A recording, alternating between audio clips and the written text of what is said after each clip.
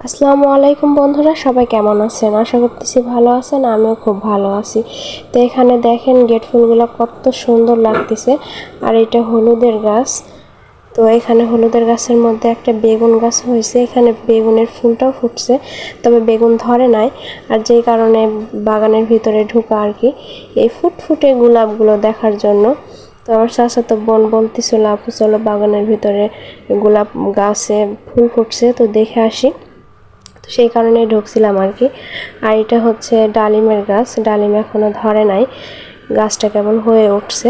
তো ফুলগুলো দেখতে এত সুন্দর লাগতেছিল, মাশাআল্লাহ অনেক সুন্দর। আর এখানে একটা গাছ হয়েছে, সেটা হলো সাদা ফুলের গাছ, সাদা গোলাপের গাছ। তো ফুলগুলো অনেক কয়দিন আগেই হয়েছে, তো সেই জন্যই আর কি ভালো ছিল না, একটা ফুলই ভালো ছিল। আর এখানে বস্তাত করে আদার গাছ দেওয়া হয়েছে, আমার চাচাই এগুলো করছে।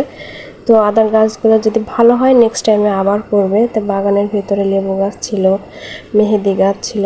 তো এই ছিল ভিডিও। এখানে একটা বেগুনের গাছ হয়েছে, বেগুনের গাছে ফুল ফুটছে। তো সবাই ভালো থাকবেন, সুস্থ থাকবেন। আল্লাহ হাফেজ।